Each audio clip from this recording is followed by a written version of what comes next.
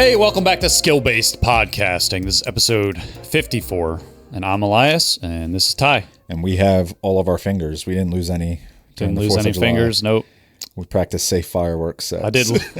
I did lose a lot of my sobriety, though. Yeah. I saw, dude, I told you I saw that video of you going down a slip and slide with the American flag, and I was like, I know what this guy's feeling like. Freedom and alcohol is running through those veins right now. It was. I went hard. Yeah. I went a little too hard, honestly. I felt like shit all day yesterday. Dude, it was the heat, man. Like, yeah. if it was like, because today it's not bad. Like, it's overcast and kind of like muggy, but like, yeah, when it's 100 plus with Maryland humidity and you're just pounding beers all day. Yeah, I was telling you, I was over the grill for like 3 hours. Yeah, dude. Just slamming beers in the sun. We're not built like we used to be. Everybody else was inside in the AC, and I was just like out there by myself listening to music. Bro. Yeah, but that's where I like to be, honestly. Like, yeah, just chilling. I'm already like socially awkward, so it's like I'll just listen to music and fucking cook, grill. Yeah, like we didn't even actually. All the food did get eaten, which isn't a surprise for my family. But I grilled like 60 wings.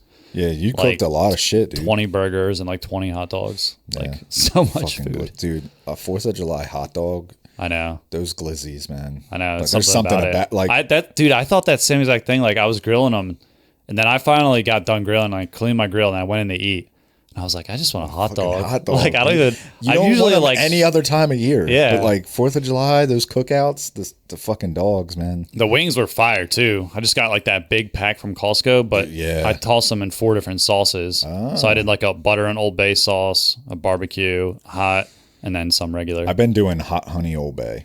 That sounds great. It's fucking fire, dude. I like that. Oh yeah, hot honey Old Bay. If y'all don't like hot Old honey Bay is just wings, OP. Overall. Yeah, it really is. It's a fucking cheat code.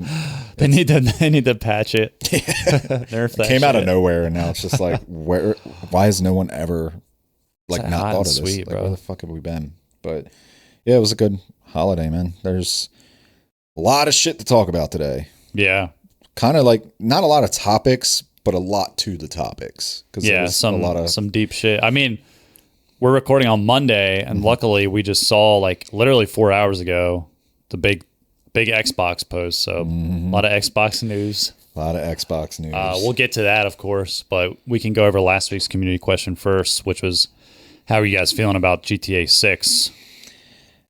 And I think people were more optimistic than I was. Yeah. Because I was a little, like, I keep hearing all the news and everything, and I was a little more hesitant.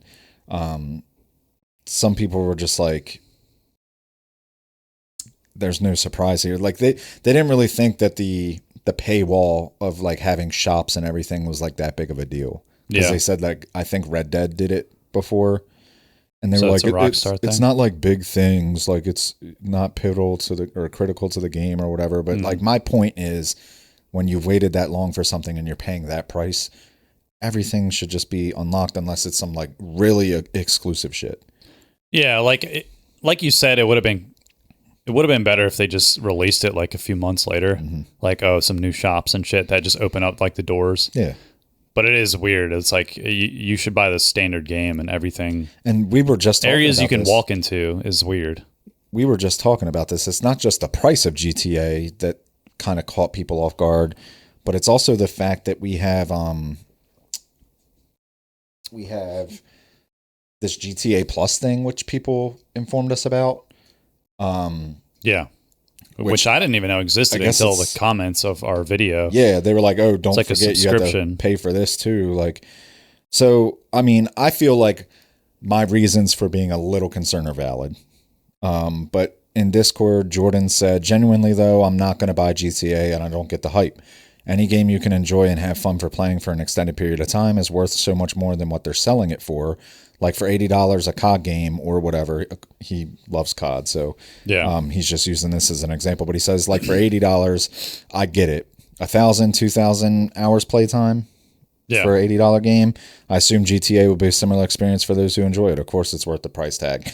And that kind of sentiment was echoed by Magic, and they were like, look, like, you're still playing GTA 5 from years ago, so, like, you're getting your money's worth. Yeah. So, I mean, and there was like tons of comments that were like, bro, it's just $20 more, just pay it. And like, I don't really think our point was like, we weren't complaining about the price for us personally. Right. Like $50 or $100 doesn't matter to us. Right. It's just like the standard of releasing a game and not having all walkable areas with the base price is like just setting a bad standard and just letting them squeeze more money out of the consumers, which is just always like a bad thing. When they've waited so long already. Yeah. Like if this was any other game, like Halo, like if Halo didn't have a game come out since 2013, people probably would have moved on already and like not really cared. I think they kind of already did, but like that's GTA, I mean, they kind of are because these people have stayed loyal to you. There's people that still play GTA 5. There's people that are excited for this. And Magic even said like it's wild because it's definitely more of a cultural phenomenon than a game, in my opinion. People only play GTA, and the only other gaming they do is Candy Crush on their phone. Yeah, this is like that society pop culture element that exceeds just being a video game, and that's kind of the potential that you get with GTA 6, and I think they know that, and that's why they're like looking to capitalize on some money. And we were expecting GTA to be more expensive in the first place. Like that's not really the point. Right. The point is like they didn't have to do this little $20 thing just to have a couple more shops open to you. Like it's so petty that it's not worth the $20. Yeah. Like if it was something big or like you got something else, like you don't even get like a soundtrack, like nothing. Right. It's just like a couple shops that you walk into. Yeah. Based Hunter said, if people are still playing GTA 5 this many years later, you can make the argument it's worth it to experience the next installment in one of the biggest gaming franchises. I did like Saints Row 2, so I'll probably add to the catalog eventually to try. I think this game is going to have enough content that like people are still going to be finding new shit or doing new shit over a year from now. Yeah. They're going to constantly roll out updates and everything. It's just... if they felt that it was worth $100, they should have just set the base price to $100 with those things included. Like, that's my point, is like the little difference between 80 and 100 just to get a couple more things. I'm just more concerned with what the gameplay will be. Because like I know it's going to be a big open world. I know to expect GTA Shenanigans, right? But like, how good is the story going to be? Yeah. Is it going to be something groundbreaking and new that we haven't really experienced before? Or is it just going to be kind of like more of the same? Where like I'm hoping it's hard to imagine in the GTA universe caring as much about the characters, just because the nature of the gameplay. Where like compared to their other game, Red Dead 2, which is been lauded for being like the most cinematic and dramatized single player game. Right. Arthur Morgan's thing and the ending and everything. I don't know if they can pull that off in the GTA universe. So I think we're about to get into, because like it's July, the game comes out in November. I think we're about to get into that month of like the leaks, the hype, the rumors and everything. And CQB Silverback shared a pretty interesting one. He posted this in Discord, but he said GTA 6 is about to change driving games forever. Multiple reports claim Rockstar is working on Spotify integration for GTA 6, allowing players to connect their own account and listen to personal playlists while driving instead of only using the game's radio stations. Probably a rumor. That'd be crazy, I think that'd be sick for like some kind of collab like that. They'd have like a deal with Spotify. Yeah, and you can link your shit in there and everything and just cruise to... I don't see why Spotify wouldn't do that, because all it is a medium for your streams. Like even if they make the same exact money or maybe even a little less, Spotify would probably make a little less because GTA, it's in the game, but I don't see why Spotify wouldn't do that deal. Like that'd be kind of dope. Yeah, I mean it's not really different from just playing GTA and having music on your speaker next to you. Like, bro, catch me listening to the podcast. Just getting 5 stars. Funny, listening to our pod. If this is true, the first person to send us a clip of them playing GTA 6, listening to skill-based podcasting, you'll get something. Yeah. We'll figure it out. We'll buy you that $20 content tattoo shop. Yeah. But yeah, I mean, there was a lot of comments in the short that we posted for it. Some people were like, it's whatever. Other people were kind of like, they still have faith. I still think it's going to get delayed. That's just my personal opinion. Maybe it does, maybe it doesn't, but I just think it's funny how people can, like, a vast majority of the comments were like, you guys could save $100 in 13 years or whatever. It's like, Bro, they just saw that one tweet. You see us, right? We're grown ass adults with like facial hair and beards. Like, it's obviously not about the money for us. It's about the practice of what they're doing. That's what I'm saying. Like, they see one tweet one time where it's like some rage baity kid being like, "Oh, y'all are broke. You couldn't save $100 in 13 years." Like, no, it's just the premise of like, we have seen a lot over our years with gaming trends and how things go. Mm-hmm. And we're calling it out that like they're squeezing money out of you for literally nothing, bro. Yeah, they're juicing you, baby. Like shops that they already built into the game. They're juicing you. Yeah, they're juicing your ass. Like, and we're just calling it out. Yeah, it is what it is. We don't have to be broke to call that out. Like we see this shit, dude. But I think that's a good segue into our community question for this week. There was some big news out there. So the community question for this week, cue the jingle. Start your self-expression. Express yourself. It's time for the community question. Community question. How do you guys feel about digital games, and will you miss physical copies? Sony came out and said that they're getting rid of physical copies for new games. Starting in 2028, there will be no physical copies. It's all digital, and it's got some people up in arms. 2028? January 2028. Okay. I didn't see that. Is when they'll like, it's rolling out. Okay. But like by then there'll be zero. Okay, yeah, because I saw they were starting it like later this year, right? They're starting it. So how do you feel about this, man? Because we get nostalgic every now and then on this pod. Yeah. And we talk about midnight releases and getting those games on Christmas and having those physical copies. It's one of those things again where it's like, if I'm thinking about me personally, I don't care, because like everything I buy now is digital because I play on PC on Steam. Right.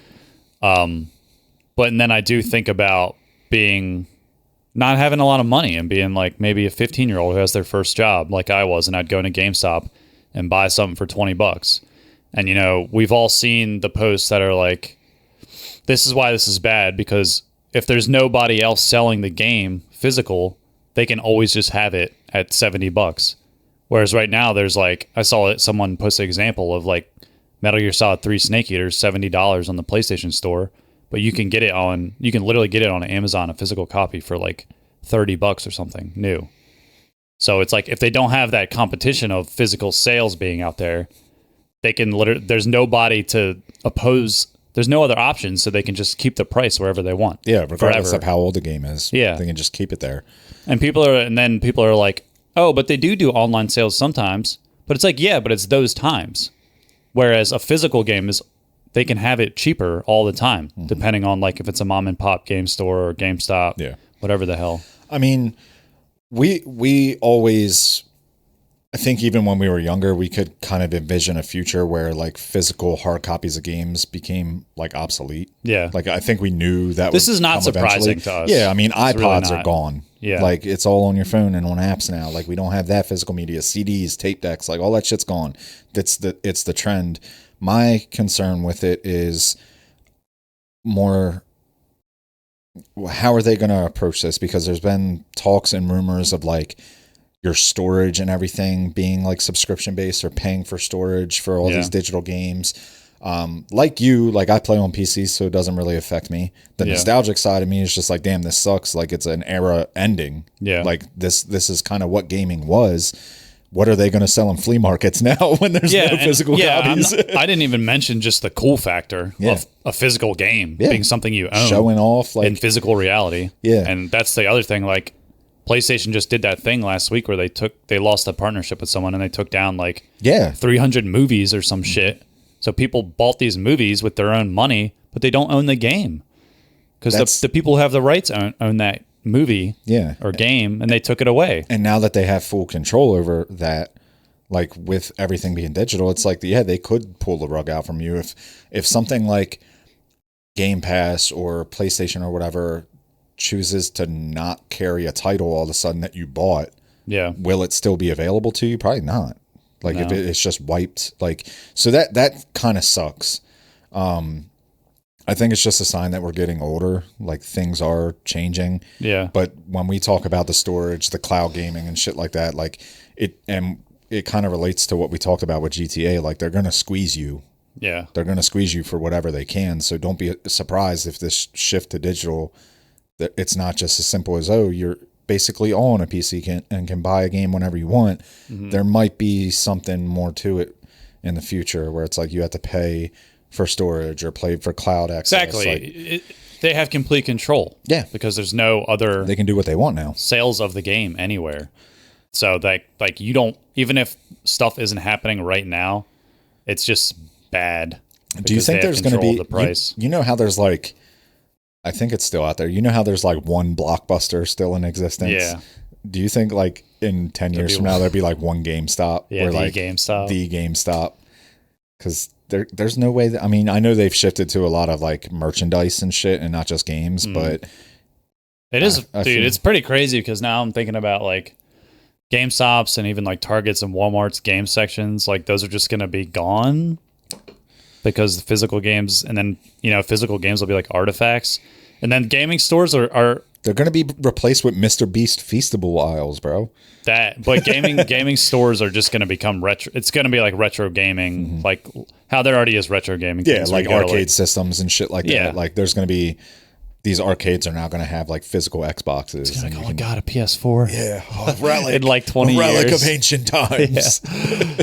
But yeah, even all like the price and like all that, not even thinking about that, just how cool it is to buy physical games. And like there's a lot of people out there that are collectors, and like I want those people to be able to do that hobby. It's cool. I'm personally not. I don't have like a fucking shelves of physical games, but it's cool. Like I understand why people do that, and that's going to become super expensive to do. Yeah, because they're going to be not printed. I don't think people should be too up in arms about it, because I think when we were young, we always like, there was the risk of your physical disc getting damaged and not being able to read it. Like, it was always just convenient from the aspect of like, oh, if your GameStop is sold out, like you got to wait. Now, we always wanted a digital world where we could just buy and play whatever we wanted. And we're getting that.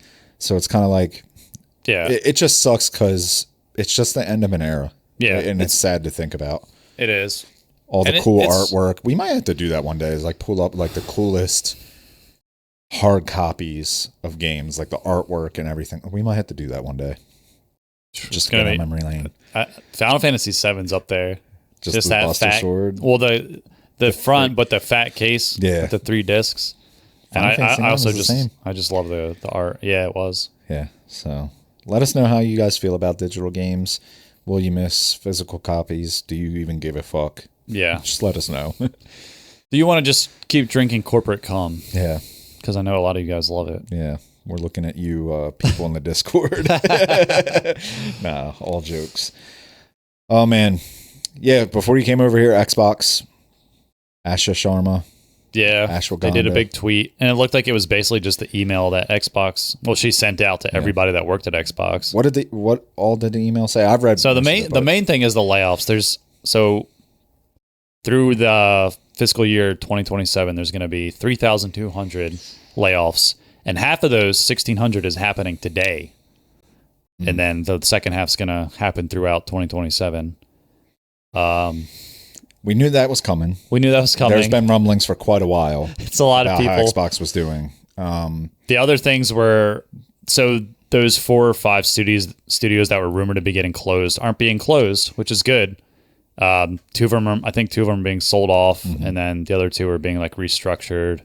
Which is, I think, the silver lining of it. Yeah, and the games like Senua and State of Decay 3 are still coming out. They're not canceled. Yeah, they said like new games that were announced, like this isn't impacting them. So there was some, I mean, it's rough for those people that are getting laid off. Yeah. But from the tweet that she sent out, it was basically the email that they sent out from Xbox. And I think it was as constructive as possible. And like, the transparency I appreciated, where it's like, we're restructuring a lot of these things. Like, these studios aren't just getting axed, like they're getting sold off. This is how we're approaching things. It looks like they sat back and like really chose, like, as much of a shit sandwich it is, they chose their best options to like not just fuck people over. Yeah, they got a nice dipping sauce as far as like the studios go. But to be specific, Compulsion Games and Double Fine are going to be independent studios with their own management, so they get control of their IP catalog and runway for their next games. And then Ninja Theory and Undead Labs, I think those ones are getting sold. Yeah, join new ownership with funding to complete and grow Senua and State of Decay 3. So, and then she also just said they're restructuring like all their other studios, Activision, Bethesda, ZeniMax, Blizzard, King, Mojang, and Xbox Game Studios. So, and then if you read farther through it, she was like, basically, we're trying to have way less levels of management, like 5 at the most, and sometimes even 3. So they're just flattening their whole management system to be able to be more like agile and just do things faster, it seems like, which is good. I mean, it's not the first big step because they've made some changes. Yeah. It's kind of the writing was on the wall with this, and they're trying to do something different and new because what they've been doing hasn't worked. Exactly. That's why, like, people that are just purely negative about this, I'm like, well, this is a result of it not working. Like, they wouldn't do this if they didn't do this. They were just going to keep bleeding out and dying a slow, painful death. Right. At least they're trying to, like, revitalize shit and fucking stick a stim shot in themselves. Yeah, bro. Change shit up. Stim it up. Even if it's full of fentanyl. What's crazy is one thing that they didn't mention was like their franchises, because someone in Discord had posted this post, and of course they use like a Gears and Halo picture. But according to an Xbox studio boss, they said we're chasing a declining market with franchises that are past their prime. Like, yeah, I think they're aware of that. And again, they're trying to... Don't say Halo. they're trying to stim it up. But this is so there's a rumor going around that Xbox is reportedly considering moving Halo under Activision to allow for more stability and consistency for the franchise. I'm down. I mean, just do anything with Halo. Something, right? Give a fuck. So it's like, but they didn't mention that at all. They didn't say like, oh, yeah. But like, is that the next thing that's going to get announced where it's like, okay, we did a lot of these changes and it's still not putting us where we want to be. So we have to like rethink even more. It's probably in those studios that she didn't really mention that one, but basically about the studios, she was like, listen, all of you are losing us. I think she said for every time they invest $1, they're getting back 64 cents from their studios, except for Mojang, who's Minecraft. They make Minecraft, and King, which is Candy Crush. Yeah. Which I didn't even fucking know Xbox. People still play that shit? Owned that on mobile, yeah. Damn. I thought it was like a Facebook 2012 fad that like. So she's like, they're the only ones holding us down, basically. So we're gonna give them more attention, I guess, and probably lean into that, which is kind of like, I was like mixed about that. I was like, because it seemed like they were trying to do less multimedia and go back to like streamlined like Gears of War, Halo, Forza, Fable, whatever, Bethesda games, Elder Scrolls, like more back to like Xbox gaming and not this fucking everything is an Xbox. So that was kind of like mixed signals for me. I was like, oh, you love Candy Crush too?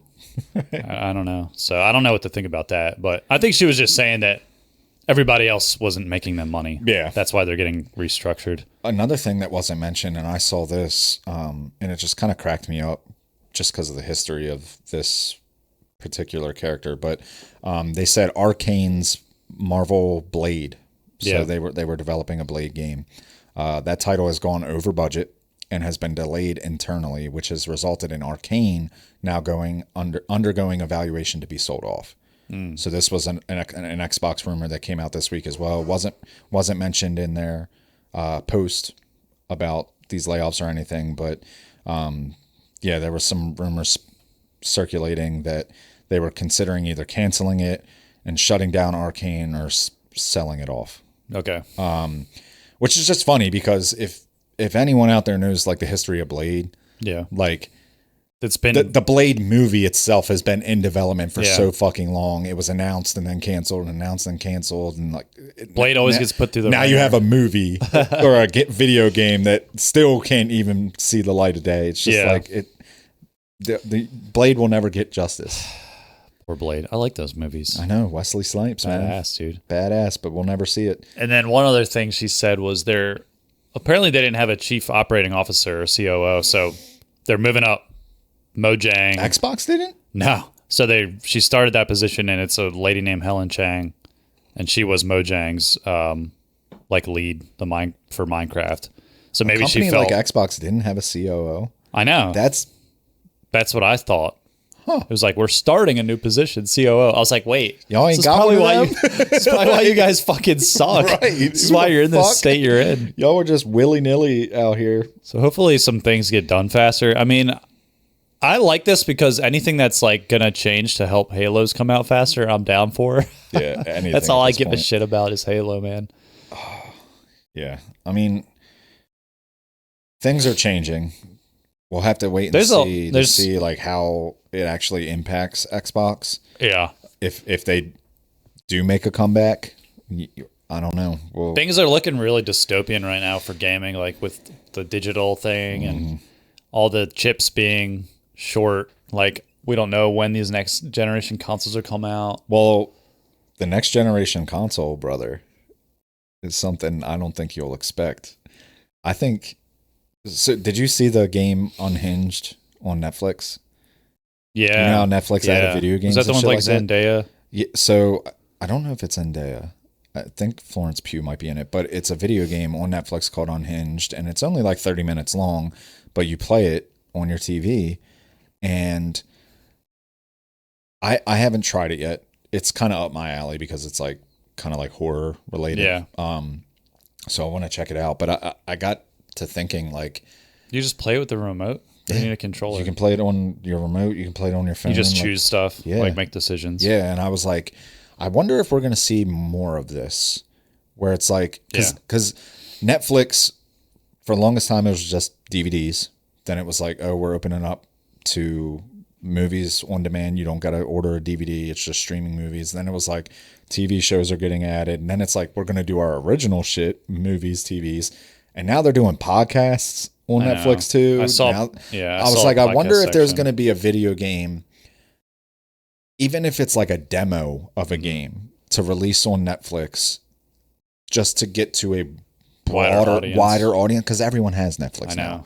So it's like, oh, these video games, you can try them out, kind of thing, and maybe that gets them into.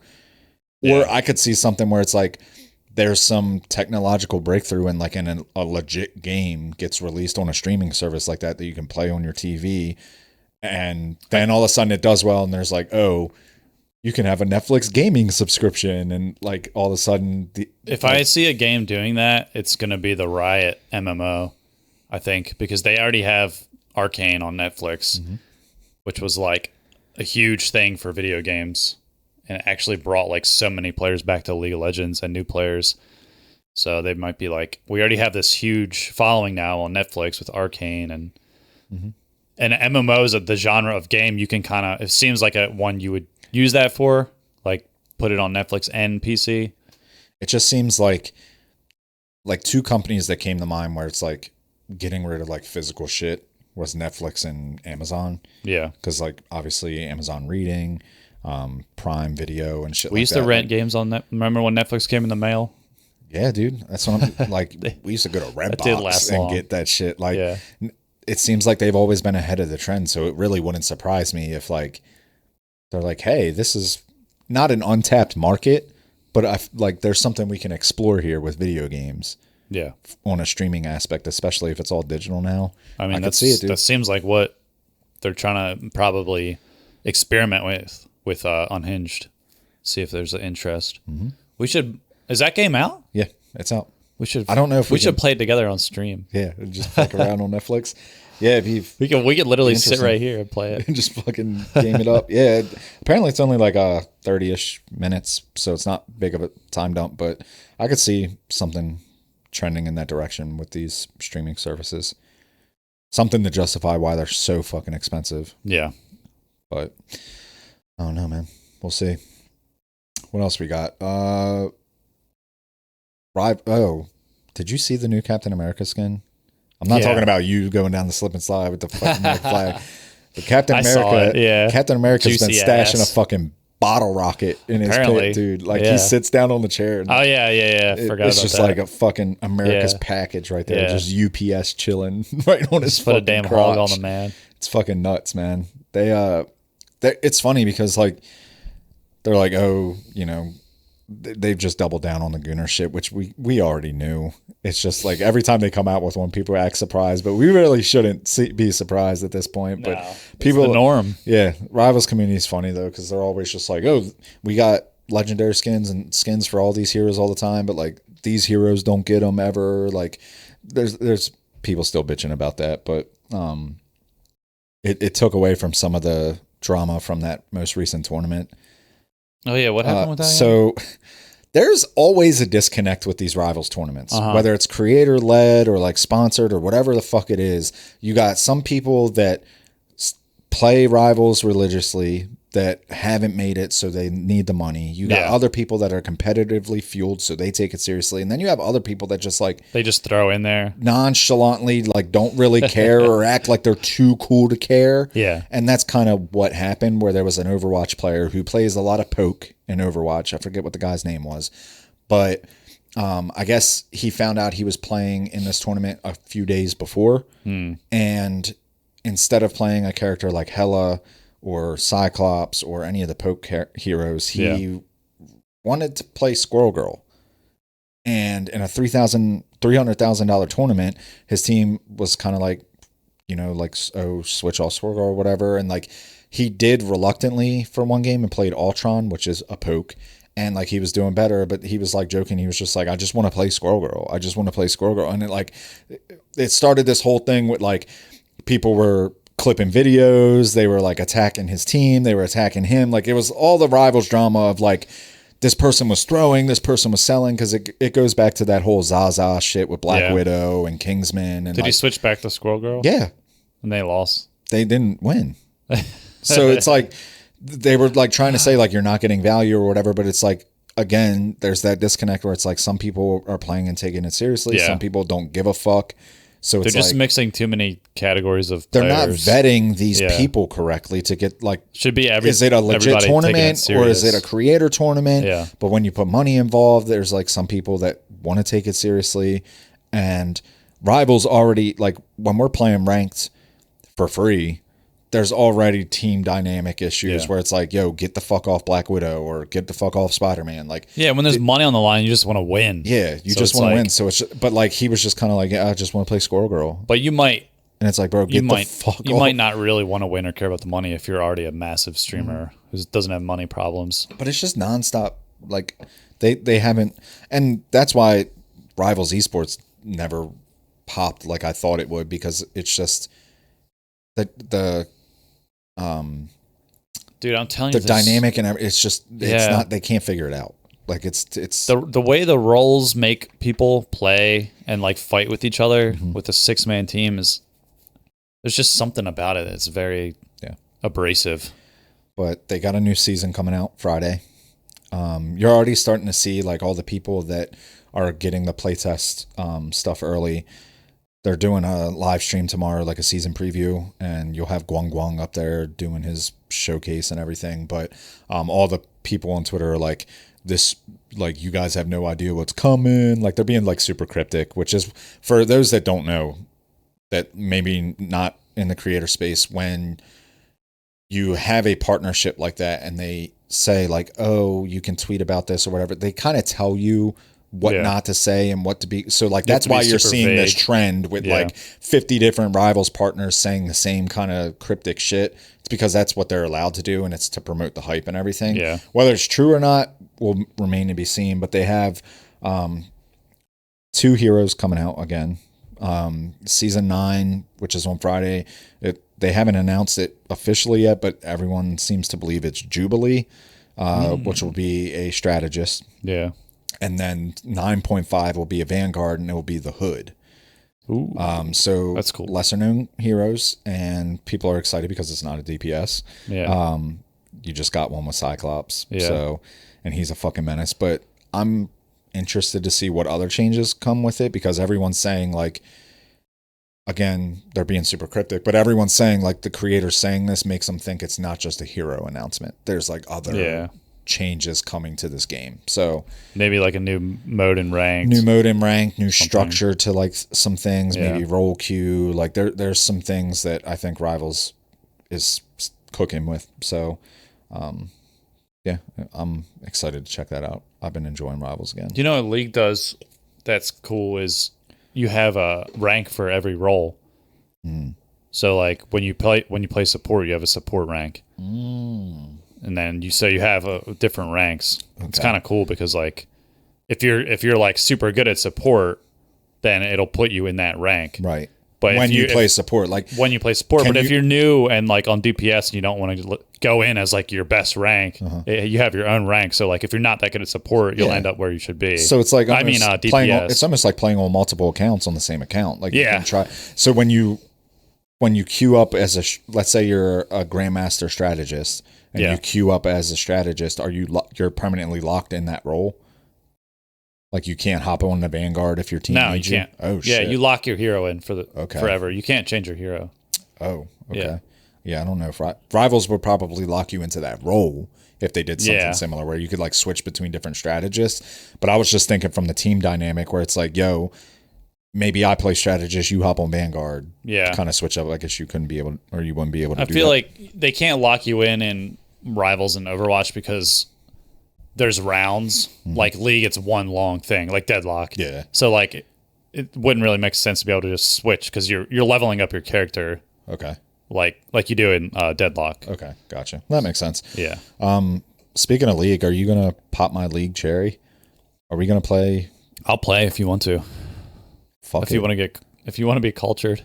If I want to be cultured, I'll try. It's fun. It's a good game. I'll try it. If Drew plays it with us, I'll fucking. Yeah, let's do it. It's classic, right? Like that's out, League of Legends Classic or whatever the fuck it is.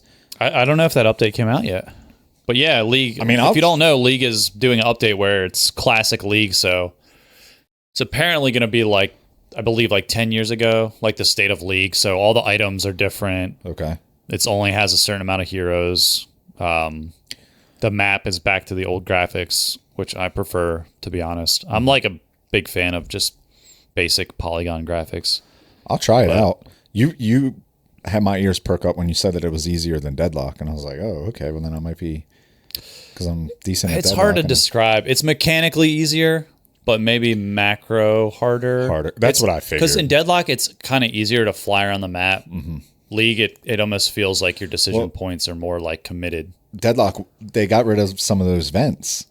They did. So like it seems like they're kind of changing that map because now you don't have to really worry about someone just air venting in 2 seconds constantly, over to you. Because in League, like in Deadlock, it's almost too hard to keep saying like this guy's missing, this guy's missing. Yeah, but League, they're always missing. Yeah, they're always missing. They pop in and out. But on League, when someone's gone from the lane, you're like, yo, this person's missing. They're probably fucking halfway to your lane already. Like because people don't go missing for nothing because you're just missing experience. Like you can't just get experience in the jungle real quick like you can in Deadlock. Okay. So it's like, and there's not boxes and shit to do in the jungle. So like, if someone's missing, they're coming somewhere. Yeah. We played Deadlock last week. And enjoyed it. I don't know if the other team enjoyed it because they had an 0-19 paradox. Yeah, they got fucking stomped. I genuinely don't know what, because like even if you're playing a new character and you still have game sense. Yeah. To know how not to die repeatedly. Like if I hopped on Abrams, I would still know. Yeah. Like, okay, I'm feeding. Like I can chill the fuck out because I'm behind. Unless you're against that Holiday and Dorman, I was against when I streamed. Yeah. It's like the best 2 players I've ever played against. It is embarrassing. I think I started like 0-10. But like, I did come back though and get some. The kills. fact that he went 0-19 and just did not change anything up. Was just like, I think he was genuinely just super bad. Yeah, it was kind of crazy, but it made me feel good because we stomped the shit out of that team. Yeah. Deadlock felt fucking good as always. Did you see Yoshi posted some shit? Yeah, so there was like going to be a couple updates coming out, some like ranked rework, maybe finally ranked. I'm excited for that. Yeah, we might be back on Deadlock, my boy. Deadlock and League, bro. We're MOBAs. We're MOBA boys now. Yeah, it was cool. I enjoyed it. It was fun. I didn't expect you to be like, yo, let's play a game of Deadlock. I thought you would have been like, let's hop on Halo for a little bit or something. I can't remember why I wanted to play Deadlock. Oh yeah, because there was an update. Because they did the update. Yeah. So each lane has a chance to spawn like a King of the Hill type objective called now. The Rift or whatever. Rift, unstable Rift. I think. I experienced one of them, but like that team was so bad that it was just like free. So like I don't feel like I really experienced it. You can imagine with like two good teams like fighting over it. Would be like cool. Yeah, because there's like a percentage thing that pops up and you got to control it. Like but I still, when we got it for free, like I didn't understand what we got. It just spawns a wave of creeps. I actually saw people talking about that it's not strong enough because the wave is like pretty weak. The only thing is they don't give them gold when they kill them, so it's like they don't get stuff from them, so that's like good, I guess. But okay, so it's just pushes more of an inconvenience and pushes the lane up. Okay, yeah, I didn't really notice that. I was expecting to see like earn. Yeah, like it should souls be better, popping. I thought that I was like, oh, we just got a reward. Where's my reward? But, you get nothing. Yeah, I was like, what the fuck was the point of that? But yeah, I mean, it's still fucking Deadlock and it's still fucking great. So yeah, I did want to do a little something with you this week. Like when you say that. I know you would. I mean, let's turn the camera off first. Yeah, let's turn the lights down. Jeez. So I was thinking about our experience with Deadlock and all the games we've been playing recently and how we've kind of, I think we still have that dog in us where we like to be competitive, but there has been a shift where we don't yearn for the competitiveness as much as we did previously. Like we like to chill every now and then. So this got me thinking about like the sweatiest games that we've ever played. So we're going to do a little sweatiest games bracket.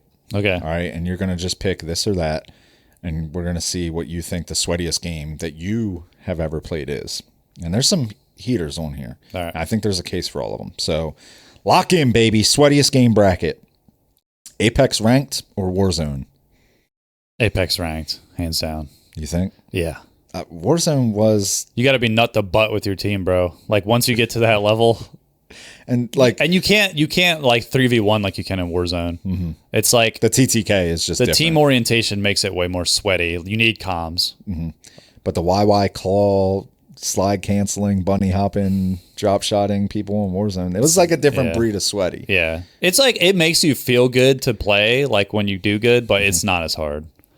Yeah, I would agree. Apex definitely more sweaty. There's definitely like. I mean, Warzone like can be sweaty too. Like if you're in a competitive tournament lobby, it's the same shit. But same shit. There's just more to with the abilities. And the I think it's easier for an average to below average player to hop on Warzone and still get some kills than it would be Apex. 100%. Like I think that like if the people that play Apex are all at least decent at Apex now. Yeah. Okay, so we'll go with Apex ranked on that. Next one, League of Legends or Counter-Strike? Ooh, that's hard. Different kinds of sweaty. Different, yeah. Sweaty in their own regard. So I'll say Counter-Strike because the mechanical aim is just so critical. You need to have 8 hours of sleep. You need to be like on your shit. League, there's not as much aiming. It's more decision making, macro, but they're both sweaty. But yeah, I'll go Counter-Strike. Okay. Another one that requires mechanical skills and aiming, Valorant or Halo ranked? Ooh.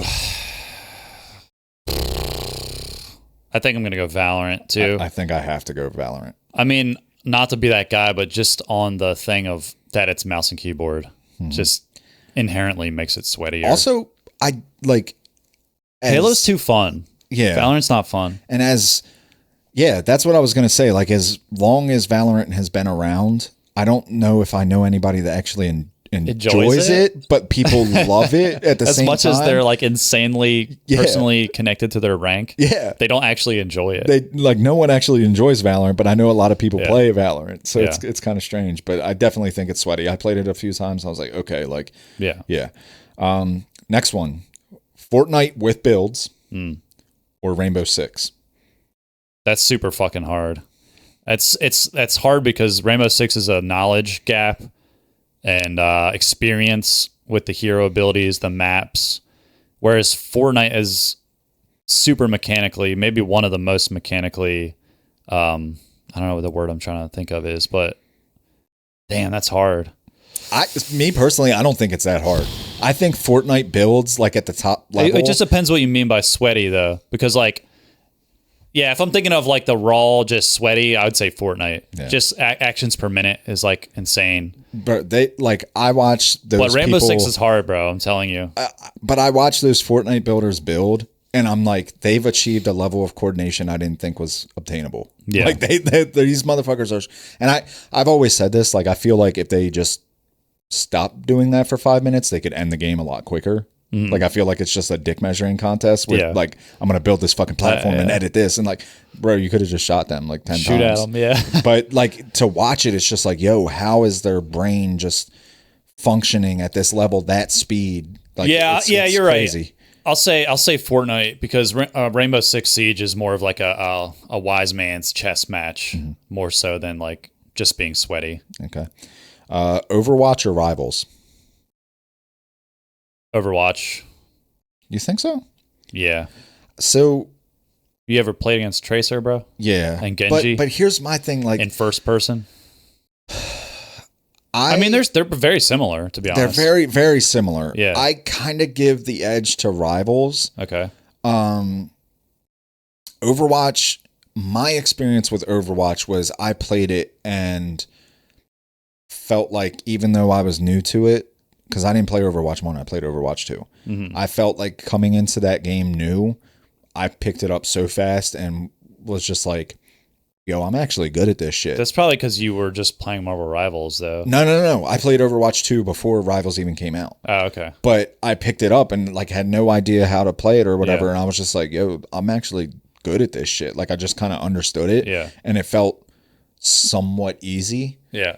Rivals, it still feels easy to me in some regard, but I feel like the sweat just comes from the team dynamic and like what people are running. And I give a slight edge to Rivals. It's really they're almost close. Equal to me. Yeah, it's really close.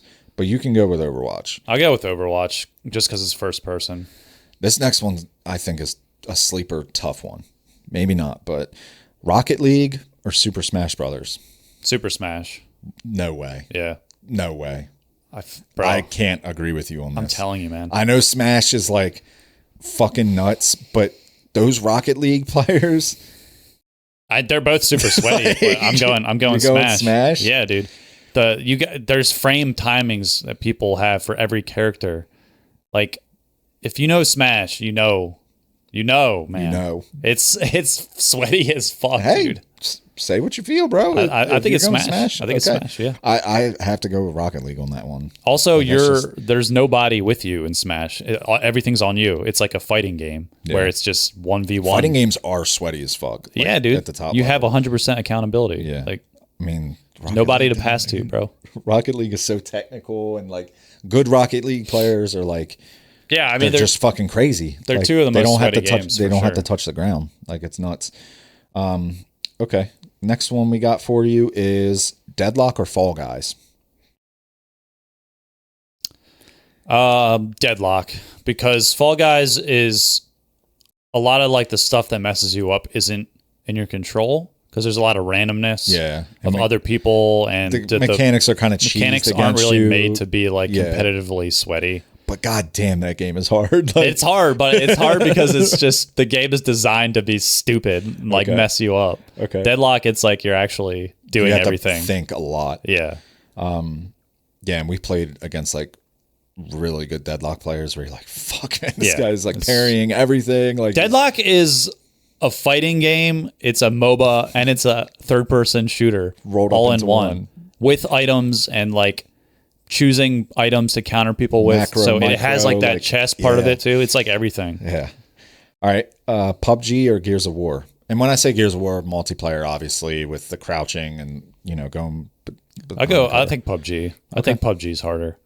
The shooting mechanics. I would say it's harder too. I just know those Gears boys back in the day. Like, it was a thing. All right. So now next round, we have Apex Ranked or Counter-Strike.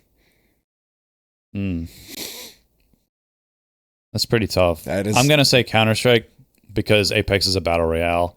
Okay. And just by nature, battle royales just aren't as sweaty as a team game. That's fair. Valorant or Fortnite with builds? Fortnite. If you would have said Valorant right there, I would have again reminded you that there's some 8-year-old crack the fuck out. Yeah, Fortnite. Right, I mean, it's crazy. Overwatch or Super Smash Brothers? Super Smash Brothers. Agreed. Still think Rocket League should have made it, but we'll move on. Deadlock or PUBG? Deadlock. Easily. Okay. I mean, again, PUBG's a battle royale. But also just Deadlock for all those other things I said. I didn't, when I made this list, I didn't really think about, because like when I thought Deadlock, I was like, oh, we play it a lot, like whatever, like I think we're good at it. There hasn't been too many times where I felt like I had to sweat.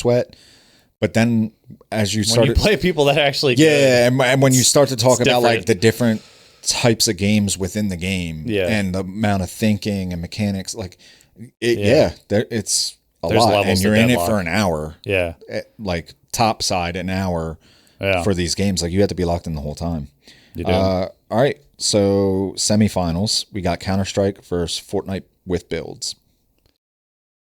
This is a hard one. This could be a final. Honestly. Yeah, I'm gonna go again. Use the excuse that Fortnite's a battle royale, and I'm gonna pick Counter-Strike. Okay, because like the team orientation. But at the same time, mechanically, Fortnite is probably more sweaty. But it's so sweaty that they had to come out with Fortnite Zero builds. Yeah, for the old heads. For the old heads to like still try to enjoy Fortnite because it got to a certain level where it was like. But I've played so much Counter-Strike and seen so many impressive just flicks onto heads like multiple times, clutching up. It's just Counter-Strike's hard, man. It's fucking hard. All right, we'll go with Counter-Strike. Yeah, I'm gonna go Counter-Strike. All right. Super Smash Brothers or Deadlock? This is hard. Dude, if you've played against a good Smash Bro and you can't even get a percentage on them, you realize how crazy Smash can be. Like there's really levels. There's really levels to Smash. Shit, I'll pick Deadlock. Ooh, I was not expecting that. I'll pick Deadlock because you're taking Deadlock over Smash. Yeah, again, it's just so many things in one. Like you have the whole melee parry system.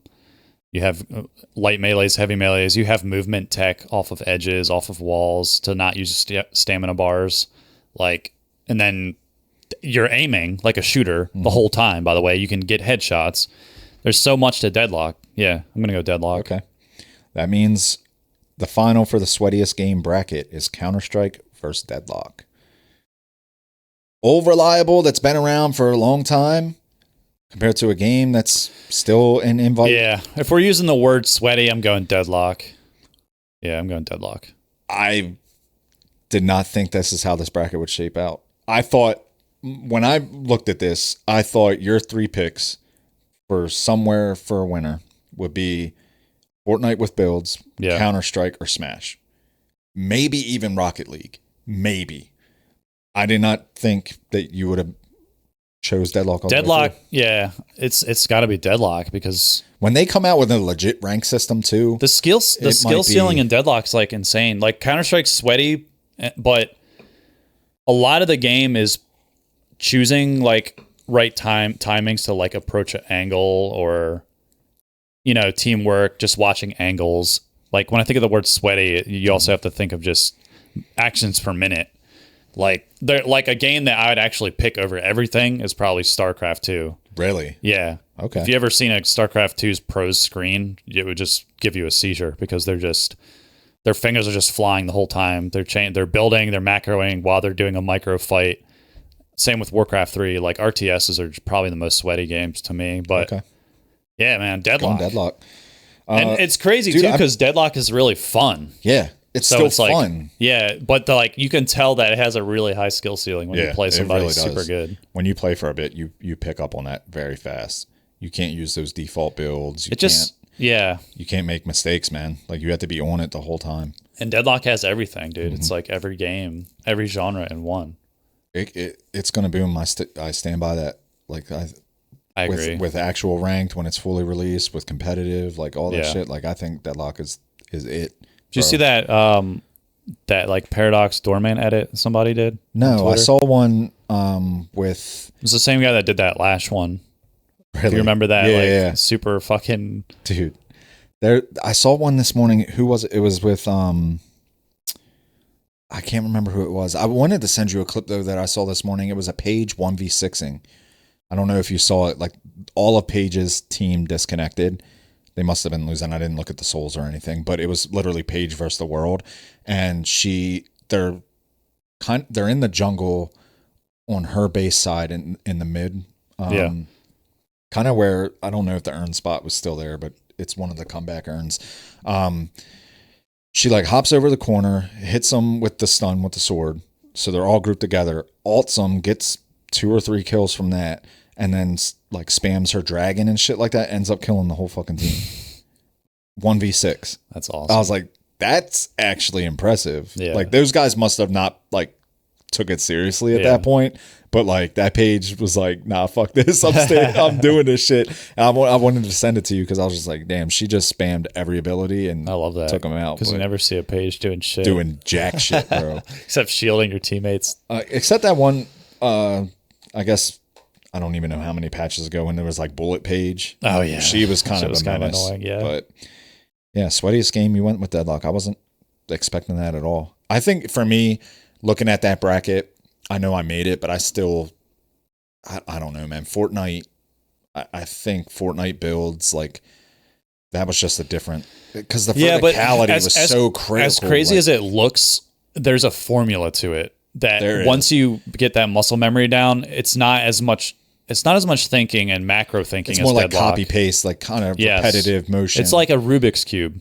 You know what I'm saying? I can see that. Deadlock is more, every game is completely different and shifting. Like, and then you have to look at what your items your opponents bought to counter what you bought, and to counter like your ultimate, why you're trying to fucking aim at people, why you're trying to kill your creeps and secure your souls, like, and then going to do the boxes, clearing the creeps, like doing the centers. Like, there's just so many decision points why you have to aim super good and move super good. Like, I'm still not really good at the movement. There's a movement tech I'm still not good at. Yeah. Like I only learned after a while that you can get a free wall bounce without using stamina by just like walking next to the wall and jumping off of it. Mm-hmm. It like doesn't count it as a wall bounce, so it doesn't use your stamina. Like, there's little shit like that you can just keep learning, or like the edge jumping and stuff. Yeah, like that. Yeah. There's definitely levels to it, dude. And then it's I like respect it. Yeah.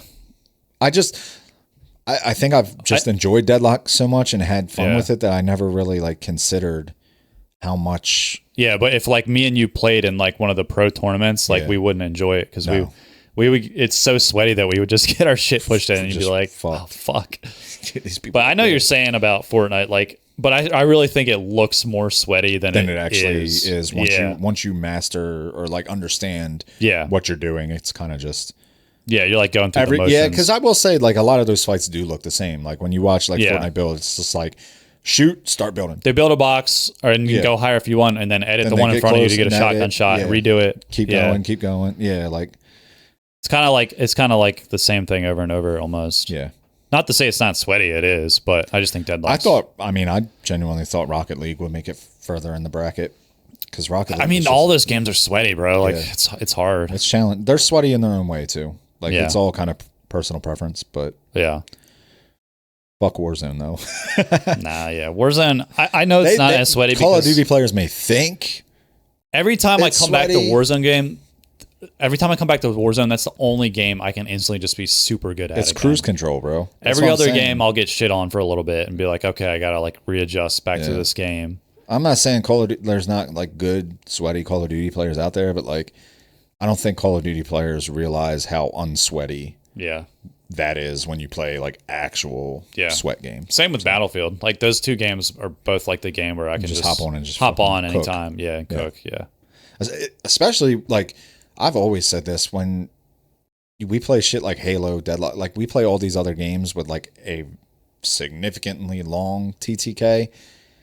Battlefield and Warzone just feel like such a relief because it's just like, yo, I can just click this guy for a couple seconds and he's done. Yeah. Like, I don't have to worry about tracking. Like, it's almost easy in that regard because it's just like we come from harder games. Like, let's be honest, they're harder games when it comes to killing people.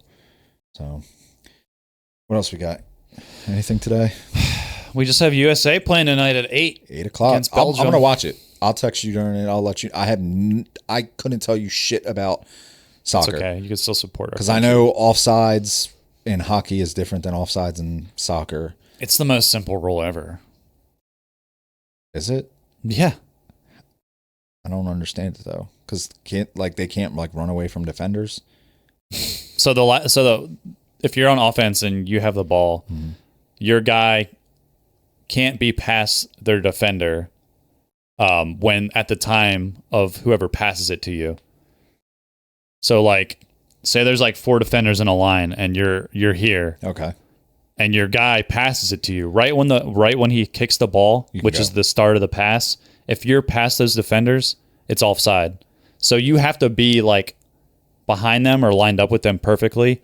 And then when he hits it, then you can pass them and be past them. Okay. So it's more, okay. But like, see, hockey, it's a little different because hockey, there's the line. So it's like thirds, right? Yeah. And the guy with the puck, if he's bringing it down, other offensive players can't go past that red line until he advances with the puck. Okay. So it's kind of similar, I guess, but it doesn't count if you're on your half of the field. Okay. If you're on your half, you're good. You can be past defenders. Okay. Yeah. But once you pass the halfway point, I'm gonna check it out. Don't know shit about it, but go America. Fuck yeah.